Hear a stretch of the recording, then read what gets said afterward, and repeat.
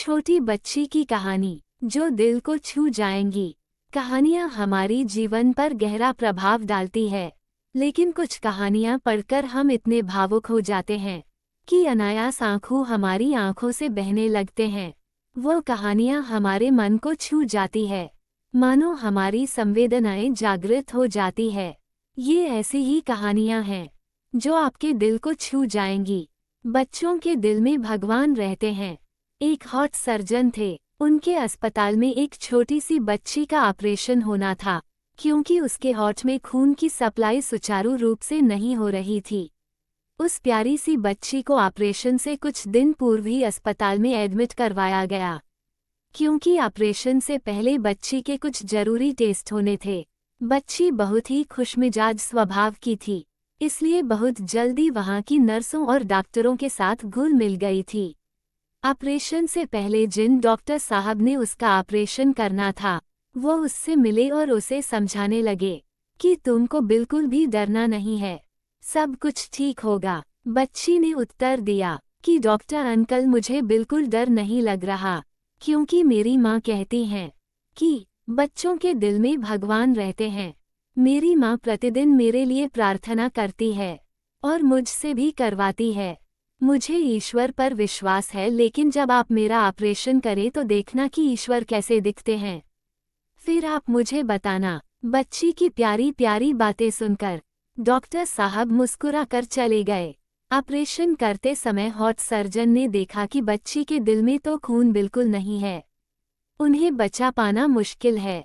Doctor साहब को तभी बच्ची की कही हुई बात याद आ गई कि आप मेरे दिल में देखना कि ईश्वर कैसे दिखते हैं। उस दिन डॉक्टर ने अपनी अश्रुपूर्ण आंखों से बच्ची के लिए प्रार्थना की कि प्रभु, अब आप ही कुछ कर सकते हैं। उस बच्ची का आप पर अटूट विश्वास है। तभी उनके साथी डॉक्टर ने उन्हें कोहनी मारी कर इशारा किया। अचानक से बच्ची के दिल में खून का प्रवाह शुरू हो गया था और बच्ची का ऑपरेशन कामयाब हो गया।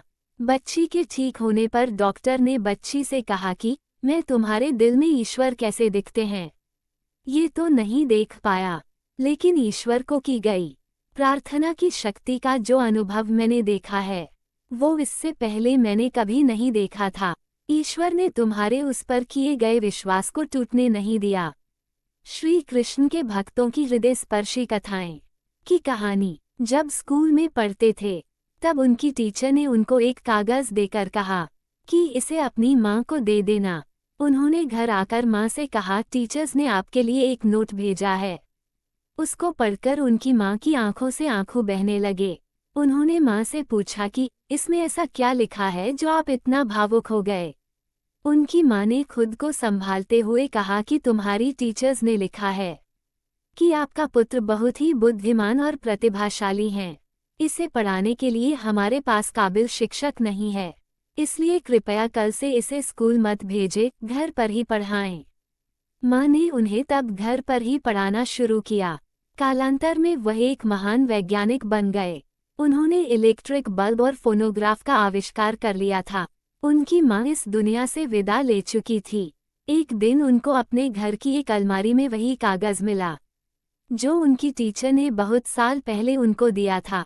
आज वो कागज पढ़कर उनको आंखों से अविरल अश्रुओं की धारा बह रही थी और वह कागज हाथ में लिए घंटों रोते रहे। उस कागज पर उनकी टीचर ने लिखा था कि आपका पुत्र बौद्धिक रूप से कमजोर है, इसलिए इसे कल से स्कूल मत भेजे। ने अपनी जीवनी में लिखा कि एक महान माँ ने बौद्धिक रूप से कमजोर बच्चे को सदी का वैज्ञानिक बना दिया। पढ़े मन के हारे हार है, मन के जीते जीत एक रोमांचित करने वाली कहानी। मैं ईश्वर का पता जानता हूँ। एक बार एक साहूकार को बहुत दिनों से एक अजीब सी बेचैनी हो रही थी। एक रात को उन्हें नींद नहीं आ रही थी, तो वह टहलने निकल गए। वह एक पार्क में पहुंचकर एक बेंच पर बैठ गए। तभी एक कुत्ता उनकी चप्पल उठाकर ले गया और वह उसके पीछे पीछे भागे। वह कुत्ता उनकी चप्पल मंदिर की सीढ़ियों पर छोड़कर वहां से भाग गया। सेठ जी जैसे ही चप्पल पहनने लगे, उनके कानों में किसी के रोने की आवाज आई। मंदिर के कपाट बंद थे और एक व्यक्ति मंदिर की सीढ़ियों पर बैठकर ईश्वर से प्रार्थना कर रहा था कि प्रभु, इस अजनबी शहर में मेरा आपके सिवाय कोई आसरा नहीं है। मेरी पत्नी अस्पताल में दाखिल है और मुझे उसके इलाज के लिए पैसों की जरूरत है। इसलिए प्रभु कुछ ऐसा करे कि मेरी पत्नी के इलाज के लिए पैसों का प्रबंध हो जाए।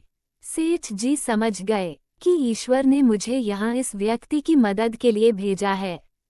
सेठ जी उसके पास जाकर बोले, जब तुम ईश्वर से प्रार्थना कर रहे थे तब मैंने तुम्हारी बात सुनकर ली थी।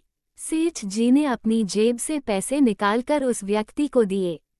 उसने अपना कार्ड निकालकर देते हुए कहा कि तुमको किसी भी चीज की जरूरत हो तो मेरे पास आ जाना। वो व्यक्ति कहने लगी कि मुझे आपके कार्ड की कोई जरूरत नहीं है क्योंकि मैं पता जानता हूँ। सेठ जी विस्मित होकर बोले, क्या हम पहले मिल चुके हैं?